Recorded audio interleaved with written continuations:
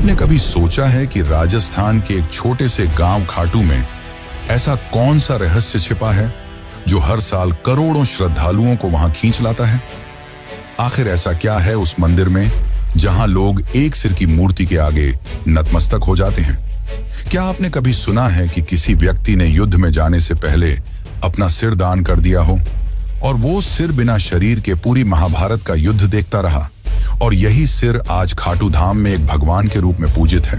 यह कहानी कोई साधारण देवता की नहीं, यह कहानी है बारबरीक की, घटोत्कच के पुत्र की, एक ऐसे वीर की जिसे श्री कृष्ण ने स्वयं कलियुग का भगवान घोषित किया था।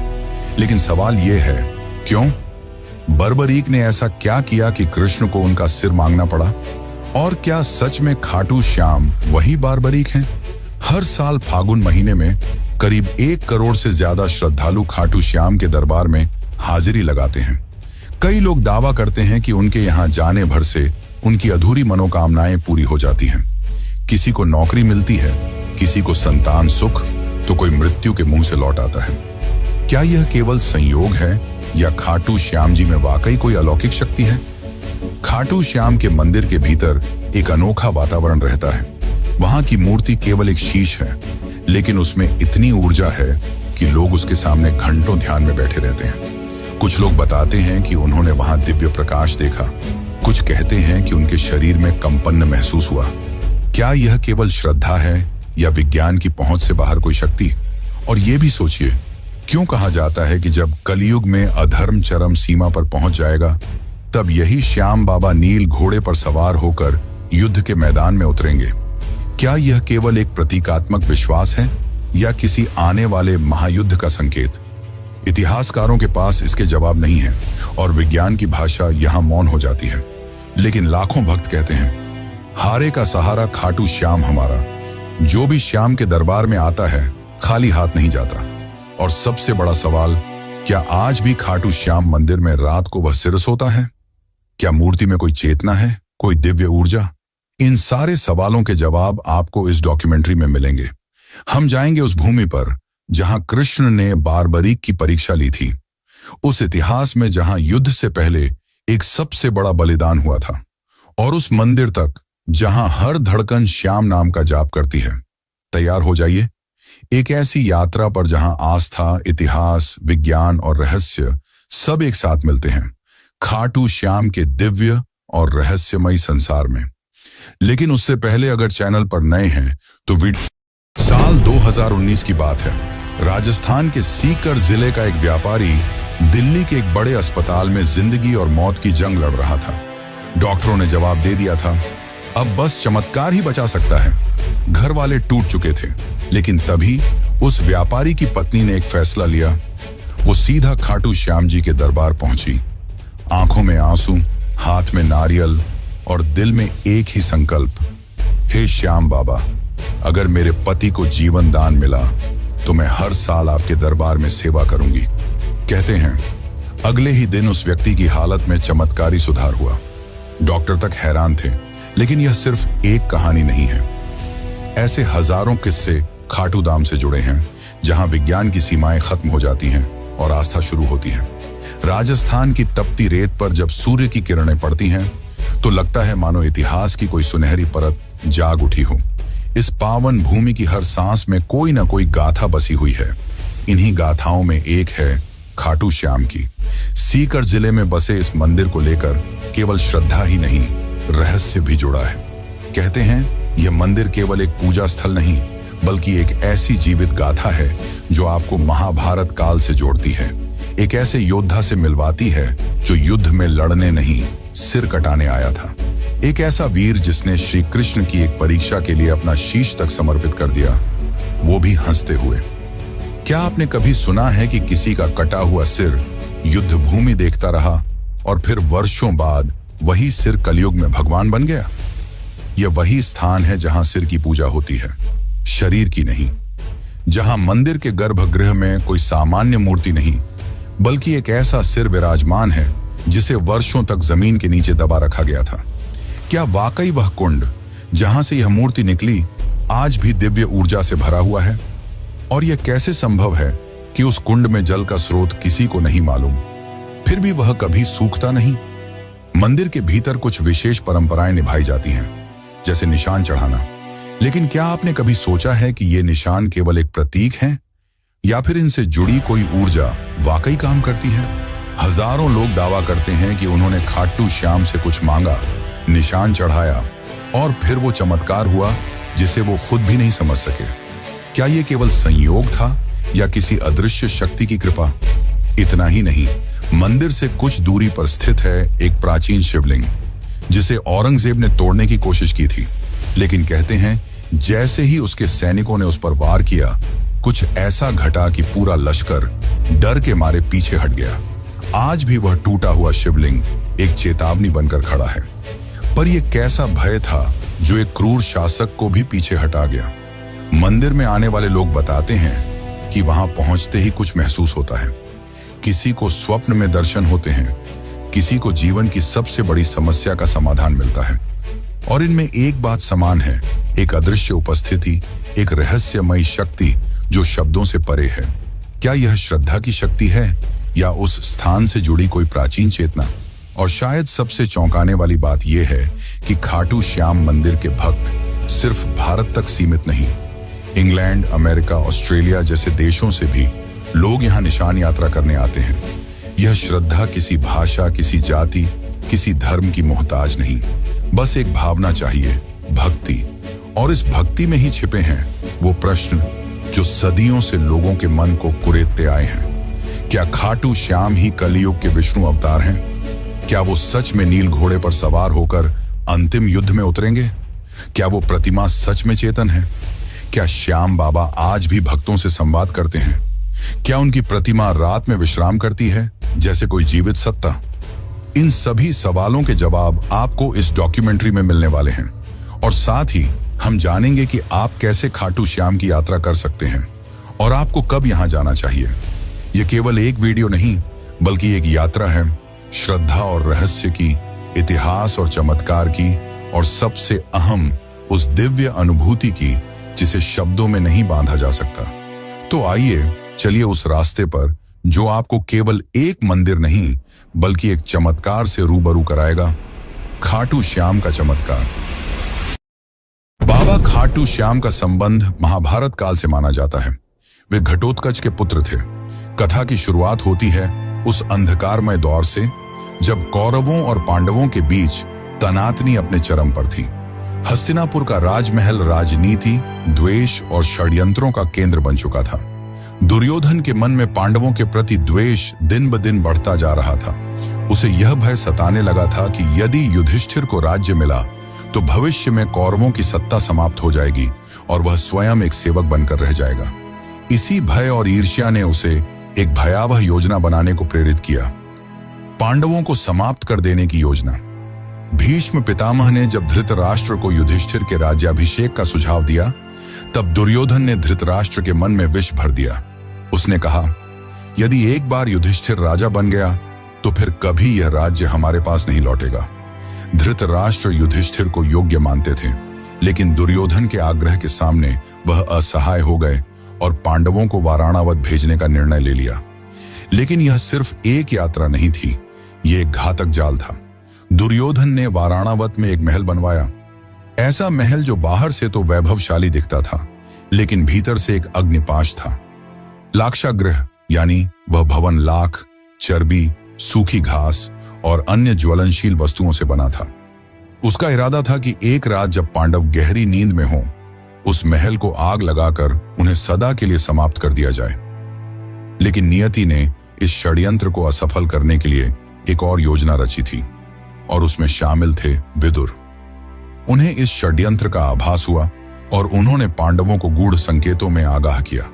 विदुर ने सुरंग खुदवाने वाले कारीगर को भेजा और कहा कि एक गुप्त रास्ता वन तक बनवा लिया जाए ताकि आपातकाल में जीवन बचाया जा सके।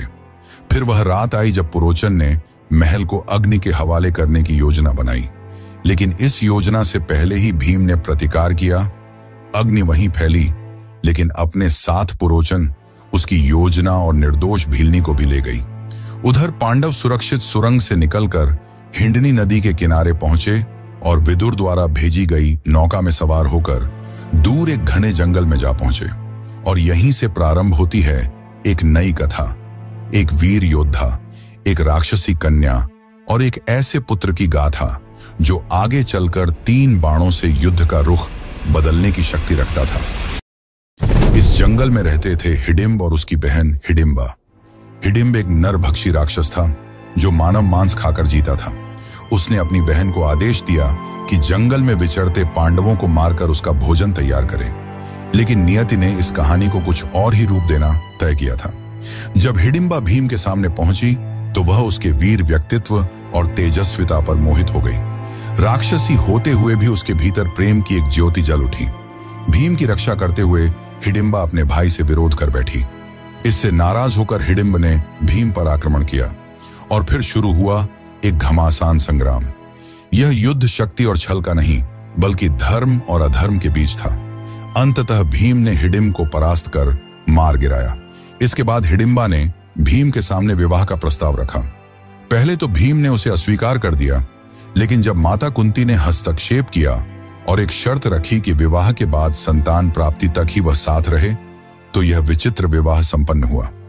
जंगल में उनका गंधर्व विवाह हुआ और वहीं जन्म हुआ एक तेजस्वी बालक का, घटोत्कच। घटोत्कच का व्यक्तित्व भीम जैसा ही था, बलशाली, पराक्रमी और न्यायप्रिय। कालांतर में उसका विवाह दैत्यराज मुरा की पुत्री अहिलावती से हुआ और उनके 2 पुत्र हुए, अंजनपर्वा और बर्बरीक। बर्बरीक यानी वह योद्धा जिसकी गाथा आगे चलकर काल के गर्व को चूर कर देगी। वह बालक जिसने बाल्यकाल में ही शिव की तपस्या की और उनसे 3 अमोघ बाणों का वरदान पाया, और यह वही 3 बाण थे जिनसे वह किसी भी युद्ध में संपूर्ण सेना का अंत कर सकता था। मात्र 3 बाणों से। लेकिन उसकी वीरता से भी अधिक अद्भुत थी उसकी सत्यनिष्ठा। अपनी माता से किए एक वचन ने उसे एक ऐसे मार्ग पर ला खड़ा किया जहां से इतिहास की धारा मुड़ गई। वह वचन था, मैं सदा हारे की ओर से युद्ध करूंगा। और यहीं से प्रारंभ होता है खाटू श्याम बनने की ओर उसका अंतिम सफर। घटोत्कच और अहिलावती का वह तेजस्वी पुत्र बर्बरीक बचपन से ही असाधारण प्रतिभा का धनी था। उसकी आंखों में वीरता की चमक थी और हृदय में धर्म की लौ। वह युद्ध विद्या, अस्त्र शस्त्र, नीति और तपस्या में अपराजय था। लेकिन उसकी सबसे बड़ी शक्ति थी उसकी आस्था। जब वह थोड़ा बड़ा हुआ, उसकी माता अहिलावती ने उसे एक दिव्य उद्देश्य के लिए तैयार किया। उन्होंने उसे भगवान शिव की कठोर तपस्या करने को प्रेरित किया। बर्बरीक ने तप की आग में अपने शरीर को तपाया और उसकी भक्ति से प्रसन्न होकर महादेव ने उसे 3 अमोघ बाणों का वरदान दिया। ये बाण कोई साधारण बाण नहीं थे। ये बाण ऐसे थे कि एक से लक्ष्य को चिह्नित किया जा सकता था, दूसरे से उसका संहार और तीसरे से उसे वापस बुलाया जा सकता था। कहा जाता है कि मात्र इन 3 बाणों से वह समस्त पृथ्वी की सेनाओं का अंत कर सकता था। समय बीतता गया और युद्ध का वह क्षण समीप आ गया जिसे महाभारत के नाम से जाना जाता है। कुरुक्षेत्र की भूमि पर धर्म और अधर्म आमने सामने थे। सभी योद्धा एकत्र हो चुके थे। उसी समय बर्बरीक ने युद्ध भूमि में जाने का निश्चय किया। वह युद्ध में भाग लेना चाहता था क्योंकि उसका हृदय न्याय के लिए धड़कता था। परंतु उसकी मां से लिया गया वचन अब उसके रास्ते में खड़ा था। उसने प्रण लिया था कि वह सदैव हारे हुए पक्ष की ओर से लड़ेगा। कुरुक्षेत्र जाते हुए जब वह अपने नीले रंग के घोड़े पर सवार होकर चला तो मार्ग में एक ब्राह्मण ने उसका रास्ता रोक लेता है। लेकिन वह कोई साधारण ब्राह्मण नहीं था। वह स्वयं भगवान श्री कृष्ण थे जो उसकी शक्ति और उसके निर्णय की परीक्षा लेना चाहते थे। कृष्ण ने मुस्कुराकर पूछा, वत्स, तुम कहां जा रहे हो? बर्बरीक ने उत्तर दिया, हे ब्राह्मण, मैं महाभारत के युद्ध में जा रहा हूं। मेरा कर्तव्य है कि मैं उस पक्ष के लिए युद्ध करूं जो हार रहा हो। कृष्ण ने उसकी वीरता पर संदेह नहीं किया, लेकिन उसके निर्णय से उत्पन्न होने वाले परिणामों की गहराई को समझाना आवश्यक था। उन्होंने पूछा, यदि तुम केवल हारे हुए पक्ष की ओर से लड़ोगे तो युद्ध का क्या होगा? बर्बरीक ने गंभीरता से उत्तर दिया, जहां हार होगी मैं वहां जाऊंगा और जिस ओर मैं जाऊंगा वह जीत जाएगी। यह सुनकर श्री कृष्ण का हृदय कांप उठा। उन्हें स्पष्ट हो गया कि यदि बर्बरीक युद्ध भूमि में उतर गया तो युद्ध का संतुलन टूट जाएगा। धर्म और अधर्म की रेखाएं धुंधली हो जाएंगी। पांडवों की विजय असंभव हो सकती थी। तभी उन्होंने बर्बरीक की परीक्षा ली। उन्होंने एक वृक्ष की ओर इशारा करते हुए कहा, अगर तुम इतने पराक्रमी हो तो इन पत्तों को एक बाण से भेद कर दिखाओ। बर्बरीक ने ध्यान लगाकर अपना पहला बाण चलाया और वह बाण वृक्ष के हर पत्ते को छेदने निकल पड़ा, लेकिन एक पत्ता बच गया जो श्री कृष्ण ने अपने चरणों तले छुपा लिया था। बाण हवा में घूम रहा था, खोज रहा था और अंत में श्री कृष्ण के चरणों के पास रुक गया। तब बर्बरीक ने बड़े विनम्र भाव से कहा, हे ब्राह्मण, कृपया अपना चरण हटा लें, वरना यह बाण आपको घायल कर देगा। श्री कृष्ण मुस्कुराए। उन्हें उस क्षण वह विराट पुरुष दिखाई दिया जिसमें वीरता और विनम्रता दोनों का अद्भुत मेल था। अब समय था अंतिम परीक्षा का। कृष्ण बोले, हे वीर, क्या तुम मुझे एक दान दे सकते हो? बर्बरीक ने बिना झिझक कहा, हे ब्राह्मण, जो भी मांगेंगे मैं अर्पित करूंगा। तब श्री कृष्ण ने कहा, मैं तुमसे तुम्हारा शीश मांगता हूं। क्षण भर को सन्नाटा छा गया, लेकिन न तो बर्बरीक भयभीत हुआ न विचलित। उसने बस एक आग्रह किया, हे ब्राह्मण, आप अपने असली रूप में प्रकट हों, क्योंकि ऐसा दान कोई सामान्य व्यक्ति नहीं मांग सकता। तभी श्री कृष्ण ने अपना विराट स्वरूप प्रकट किया, चतुर्भुज, पीतांबरधारी, सुदर्शनधारी, चंद्रवदन श्रीहरि के रूप में। बर्बरीक ने हाथ जोड़ ली। उसे अब स्पष्ट हो गया कि यह कोई साधारण युद्ध नहीं, बल्कि धर्म और अधर्म की अंतिम परीक्षा है। तब श्री कृष्ण ने कहा, हे वीर, तुम्हारा बल, तुम्हारा त्याग और तुम्हारी भक्ति इस युग को दिशा देंगे। मैं चाहता हूं कि तुम युद्ध भूमि में दर्शक बनो। मैं तुम्हारे शीश को अमृत से स्नान कराऊंगा। तुम पूरे युद्ध को देखोगे और न्याय के आधार पर निर्णय दोगे। और सुनो, कल युग में जब धर्म क्षीण होगा, तब लोग तुम्हें हारे का सहारा कहकर याद करेंगे। वे तुम्हारे सिर की पूजा करेंगे, क्योंकि उसमें मेरा अंश रहेगा। तुम्हारा नाम होगा श्याम और तुम मेरे ही रूप में पूजे जाओगे। श्री कृष्ण ने अपने हाथों से उसका शीश लिया और उसे युद्ध भूमि की एक ऊंची पहाड़ी पर स्थापित किया, जहां से उसने महाभारत का संपूर्ण युद्ध देखा, न्याय की दृष्टि से, बिना किसी पक्षपात के। और इस प्रकार जन्म हुआ खाटू श्याम का। जितना ही रहस्यमयी खाटू श्याम है, उतना ही रहस्यमयी इस मंदिर का निर्माण।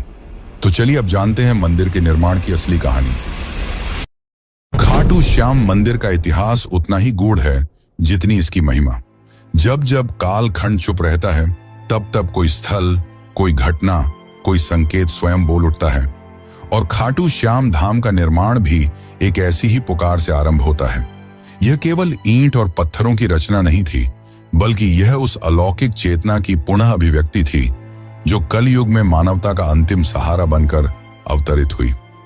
इस पावन मंदिर की नींव उस क्षण पड़ी जब राजस्थान की तपती धरती पर एक असामान्य घटना घटी। कहते हैं यह कोई मंदिर स्थल नहीं था, न ही कोई पवित्र तीर्थ, बल्कि सीकर जिले का एक साधारण सा गांव खाटू। पर एक दिन जैसे स्वयं भगवान ने उस भूमि को पुकारा हो, एक गाय चढ़ते चढ़ते एक विशेष स्थान पर पहुंची और बिना किसी कारण उसके थन्नों से दूध बहने लगा। यह घटना कोई संयोग नहीं थी, यह प्रकृति की चेतावनी थी कि उस धरती के गर्भ में कोई अलौकिक सत्य छुपा है। जैसे जैसे यह बात गांव में फैली, जिज्ञासा बढ़ती गई।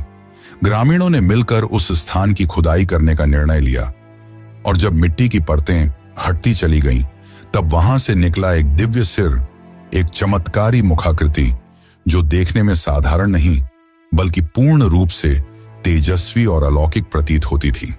उस सिर के साथ कोई आवाज नहीं थी, कोई शब्द नहीं थे, लेकिन फिर भी मानो उसने सबको पुकारा, एक मौन संवाद की तरह। ग्रामीणों ने उस सिर को एक सम्मानित ब्राह्मण को सौंप दिया। उन्होंने उसे अपने घर ले जाकर श्रद्धा से पूजन करना प्रारंभ किया, बिना यह जाने कि आगे क्या करना है। कई दिन बीते। पूरा गांव प्रतीक्षा में था कि अब इस दिव्यता का मार्गदर्शन कौन करेगा। तभी उस रात्रि को खाटू के तत्कालीन शासक राजा रूप सिंह चौहान को एक दिव्य स्वप्न आया, जिसमें स्वयं श्याम बाबा ने आदेश दिया कि मेरे इस स्वरूप के लिए एक मंदिर का निर्माण करो। अब मैं इस स्थान पर वास करना चाहता हूं। समय आ गया है। राजा की आंख खुली और उनके अंदर किसी और ही ऊर्जा का संचार हो चुका था। सुबह होते ही उन्होंने अपने शिल्पियों और पुरोहितों को बुलाया और उस स्थान पर एक भव्य मंदिर के निर्माण का आदेश दिया। इतिहासकार मानते हैं कि यह वर्ष 1027 ईस्वी का काल था, जब फाल्गुन शुक्ल एकादशी के पावन दिन, ठीक उसी दिन जब बाद में खाटू श्याम का विशाल मेला लगने लगा, उस दिव्य मस्तक की प्रतिष्ठा विधिवत की गई। इसके साथ ही खाटू नामक यह गांव, जिसने कभी कोई विशेष धार्मिक पहचान नहीं रखी थी, देखते ही देखते आस्था का केंद्र बन गया। मंदिर का प्रारंभिक निर्माण अत्यंत साधारण था, ईंट, चूना और सीमित शिल्पकारी के साथ। लेकिन समय जैसे जैसे बीतता गया, इसकी महिमा फैलती चली गई। लोगों ने चमत्कार अनुभव किए, बीमारियां ठीक हुईं, बंजर को संतान मिली, भटके हुए रास्ता पा गए। और इन चमत्कारों की साक्षी बनती रही वो मूर्ति जो आज भी उसी गर्भगृह में विराजती है। लगभग 7 शताब्दियों के बाद 1720 ईस्वी में जब खाटू क्षेत्र मारवाड़ रियासत के अधीन आया, तब वहां के प्रभावशाली दीवान अभय सिंह को भी खाटू श्याम बाबा ने स्वप्न में आदेश दिया। उन्होंने इस मंदिर का भव्य रूप में जीर्णोद्धार करवाया। संगमरमर की नक्काशी, सोने चांदी से अलंकृत द्वार और विशेष प्रकार के दुर्लभ पत्थरों से गर्भगृह की सज्जा की गई। ये वही मूर्ति है जो आज भी खाटू के मंदिर में स्थापित है, और मान्यता है कि यह किसी साधारण पत्थर की नहीं, बल्कि कृष्णकालीन श्याम वर्ण चित्त की प्रतीक शिला की है। मंदिर का वास्तु भी अद्भुत है। इसके शिखर पर लहराता ध्वज बाबा के उस संकल्प का प्रतीक है जो उन्होंने महाभारत युद्ध के पूर्व कृष्ण से किया था। मैं उस ओर रहूंगा जो धर्म की ओर होगा। और गर्भगृह की शांति एक ऐसी अनुभूति देती है कि मानो स्वयं श्याम बाबा आपकी सांसों की गति पढ़ रहे हों। खाटू श्याम मंदिर आज न केवल एक धार्मिक स्थल है, बल्कि एक जीवित परंपरा है। फाल्गुन मेला, लक्खी यात्राएं, निशान यात्रा, खाटू नरेश के जयकारे और वो भजन, श्याम तेरी बंसी पुकारे राधा नाम, ये सब मिलकर इस मंदिर को केवल एक स्थान नहीं, बल्कि एक आध्यात्मिक ऊर्जा का केंद्र बनाते हैं। कई विद्वान मानते हैं कि यह मंदिर इतिहास और अध्यात्म के बीच का एक जीवन संगम है। जहां सिर्फ दर्शन नहीं होते, वहां एक भरोसा जन्म लेता है कि जब कोई हारा हुआ इस दरबार में आता है, तो बाबा उसे फिर से जीवन से जोड़ देते हैं। तो जब अगली बार आप खाटू श्याम के दर्शन करें, तो सिर झुकाएं, केवल एक मन्नत के लिए नहीं, बल्कि उस त्याग के लिए जिसने युद्ध छोड़कर सेवा चुनी, और उस धरोहर के लिए जिसने कलयुग में भी भक्तों को विश्वास से जोड़े रखा। खाटू धाम में जहां एक ओर बाबा श्याम का भव्य मंदिर भक्तों की श्रद्धा का केंद्र बना हुआ है, वहीं इस स्थान का सबसे रहस्यमयी और चमत्कारिक स्थल है श्याम कुंड। ये कोई साधारण जलाशय नहीं, बल्कि एक ऐसी पवित्र सरिता है जिसे स्वयं बाबा श्याम के शीश से जुड़ा हुआ माना जाता है। मान्यता है कि जब उस दिव्य मस्तक को धरती की गर्त से निकाला गया था, ठीक उसी स्थान पर यह कुंड प्रकट हुआ, और तभी से यह कुंड केवल जल का स्रोत नहीं रहा, यह बना भक्तों की आत्मा को शुद्ध करने वाला एक अलौकिक स्नान तीर्थ। कहते हैं इस कुंड में डुबकी लगाने मात्र से जीवन भर के पाप मिट जाते हैं। श्रद्धालु जब यहाँ आते हैं तो आंखों में आंसू, हाथ जोड़कर सीने में उम्मीद और आत्मा में पश्चाताप लेकर श्याम कुंड की ओर बढ़ते हैं। हर डुबकी, हर प्रार्थना एक कहानी होती है, किसी की टूटी उम्मीद जुड़ने की, किसी की बिगड़ी तकदीर सुधरने की। कुंड का जल सदा शांत, ठंडा और निर्मल रहता है, मानो खुद बाबा श्याम उसमें समाये हों। इस कुंड को लेकर एक और बात इसे पूरी तरह रहस्य से भर देती है। आज तक कोई यह निश्चित नहीं कर पाया कि इसका जल आता कहां से है।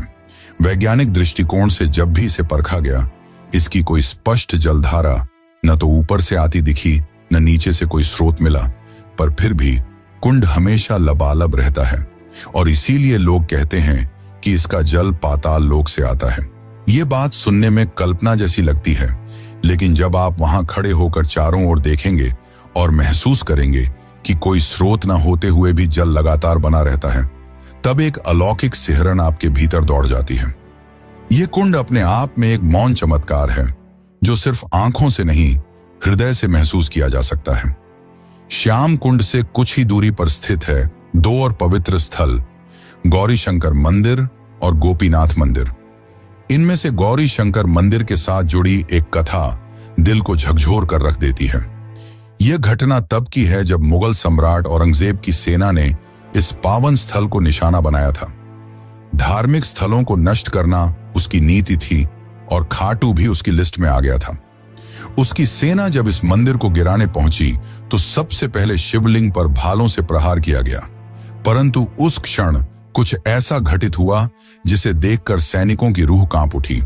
जैसे ही भाले शिवलिंग से टकराए, वहां से रक्त की धार फूट पड़ी। यह कोई कल्पना नहीं थी। वहां उपस्थित सैकड़ों लोगों ने स्वयं अपनी आंखों से वह दृश्य देखा। यह मानो शिवजी का प्रत्यक्ष आक्रोश था जो उन्हें अपनी रक्षा के लिए जगाना पड़ा। सैनिक घबरा गए, उनके हाथ कांपने लगे और वे डर के मारे वहीं से भाग खड़े हुए। और आज भी सैकड़ों साल बीत जाने के बाद भी उस शिवलिंग पर भाले के निशान स्पष्ट रूप से देखे जा सकते हैं। वो घाव जो उस दिन धर्म की रक्षा में स्वयं भगवान ने झेले थे। इस घटना के बाद किसी भी आक्रमणकारी की हिम्मत नहीं हुई कि वह इस धाम की ओर आंख उठाकर भी देखें।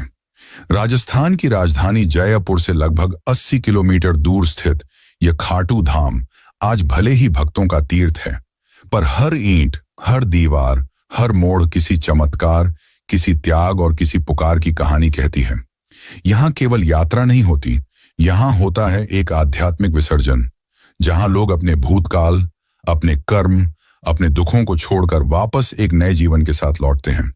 इस धाम तक पहुंचने के लिए अक्सर रिंग्स के मार्ग की सिफारिश की जाती है और यह रास्ता भी प्रतीक बन जाता है उस भावनात्मक यात्रा का।